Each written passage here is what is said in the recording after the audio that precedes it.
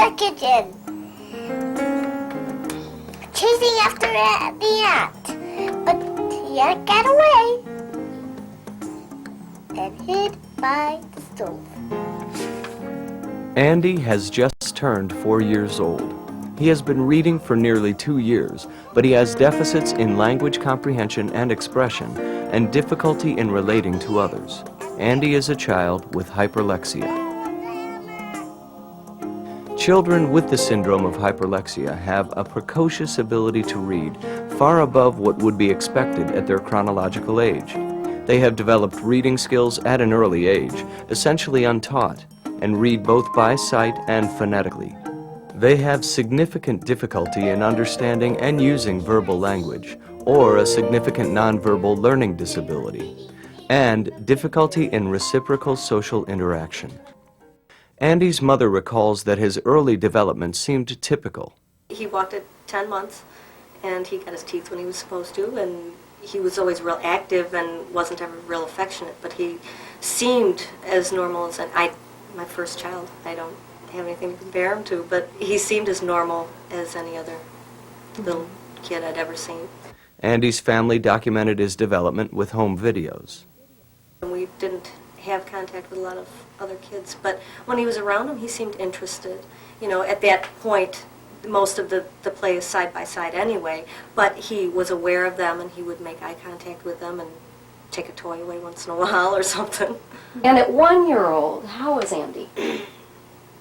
Very active. He's always very active, but he was starting to get more involved in looking at logos and numbers and letters and things, but he was still very normal. He still made a lot of eye contact. He still paid attention to other children at that point. When did you become concerned about Andy? Well, I probably did around 2 years old. Nobody else did. They all thought because he was reading that, you know, that he was so smart and everything, but I just thought there was something wrong. He just didn't understand me when I talked to him. If I pointed at something, he didn't understand what I meant. And he was still not affectionate at all, wouldn't come sit by me, wouldn't give me a kiss or hug or anything. And he wasn't making as much eye contact, although I didn't notice that as much until it was pointed out to me. But he just seemed like there was something wrong, but I couldn't put my finger on it. By 2.5, Andy was reading quite well. He could sing many songs and knew the names of all the game show hosts on television. Yet he was in constant motion, and he didn't really communicate like other children his age. He echoed what he heard and said meaningless phrases. You and I will play. You and I will play. Very good. Here. He. No. Look. Big dog is funny. That big dog is funny. Very good, Andy. Andy's now 4, and he's made quite a bit of progress. But what are you still concerned about?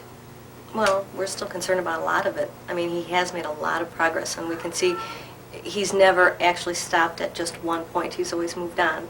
He's still more active than we'd care to have. But he also has fears where he's just all of a sudden just totally irrationally afraid of something. It might not be irrational to him, but we don't know what causes it. Does he seem to understand what you say to him? More. Most of the time he does, but the abstract things are hard for him. He doesn't understand why very well, or if you ask him how does that happen, or things like that, he doesn't understand those things. The abstract is mostly, everything's got to be concrete. He's so literal. Hyperlexia was first mentioned in the literature in the 1960s when researchers noted highly developed word recognition skills in some children. In the ensuing 40 years, other researchers investigated the relationship between the presence of hyperlexia and other disorders. In current thinking, hyperlexia is not a standalone diagnosis, but occurs within the context of other developmental disabilities. I take my vitamins. Then Mr. Bob picks me up on the bus. We drive to school. After school, I go home. High five! Pretty good, huh? Often, children who present with hyperlexia receive a primary diagnosis of an autism spectrum disorder because of their difficulties in social communication and their language learning differences. Others may have nonverbal learning disabilities. In addition, these children may have a variety of other symptoms such as sensory integration dysfunction, attention deficit hyperactivity disorder, motor dyspraxia, obsessive-compulsive disorder, depression, or seizure disorder. The array of associated disorders is often confusing both to parents and professionals when they try to evaluate a particular child. The key reason for identifying hyperlexia across diagnostic categories is to devise effective therapeutic and educational programs for these children, which take the reading skills into account.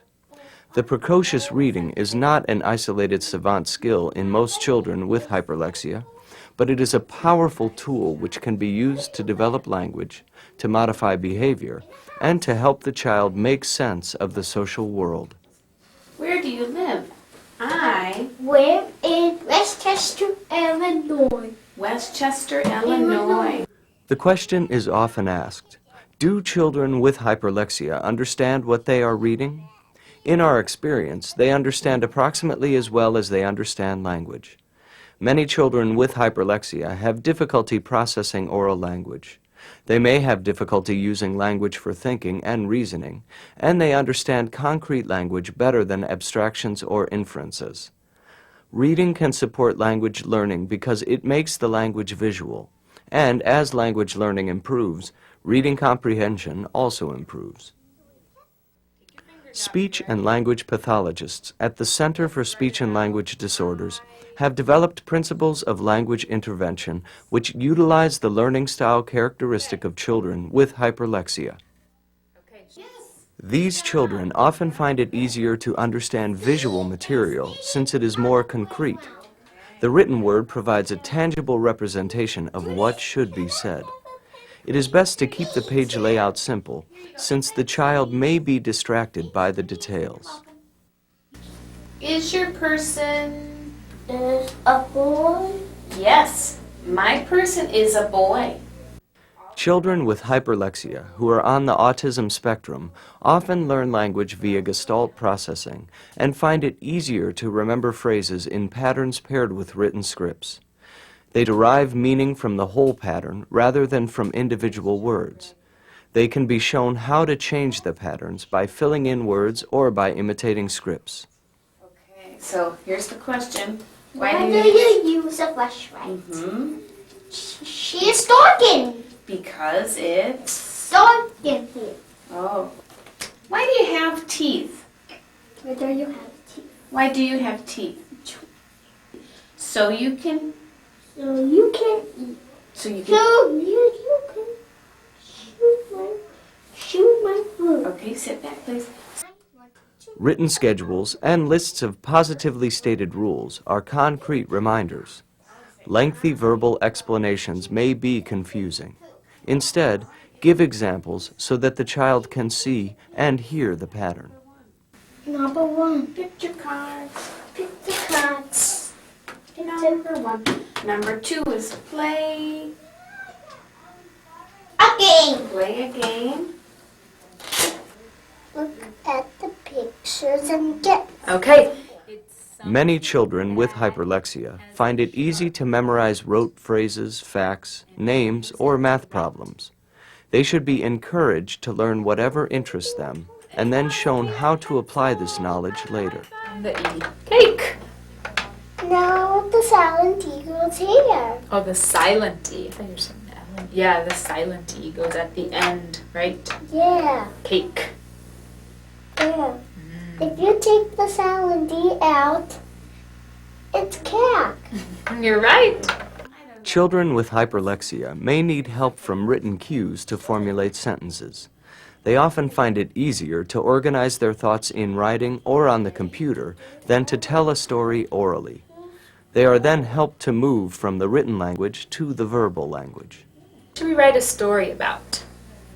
We should read a story about my school days. Oh, about your school days? Yeah. After snack, I go home. Oh, okay. After snack, I go home. Yeah, Okay, let's read our story. yeah. Let's read it. You read it. My school days. In the morning, I wake up and go to school. At school, I play with the toys. Okay, let's try it without the paper. What she is? Say it. I don't know. I don't know. Let's see. Here's the paper. She is taking the cookies out of the oven. She's taking the cookies out of the oven. Yes. With the help of understanding parents, teachers, physicians, and therapists, children with hyperlexia gain language and social skills. Their reading ability is an important and powerful tool to enhance this progress. In working with a large number of children with hyperlexia, we have seen a spectrum of outcomes. Some children, though they may be excellent readers, may exhibit severe and persistent symptoms of autism. Some children may do well academically, but may have social difficulties. Some individuals improve to the point that they are able to go to college or live independently. The goal is to help each child reach his or her full potential, whatever that may be. Children with hyperlexia have much to teach us about the nature of reading, the acquisition of language, and the mysterious workings of the human brain. As author Susan Martins Miller once wrote, "Write, write, write, because the child with hyperlexia will read, read, read." And as our friends in Canada tell us, when in doubt, write it out. Because for children with hyperlexia, if it isn't written, it may not exist.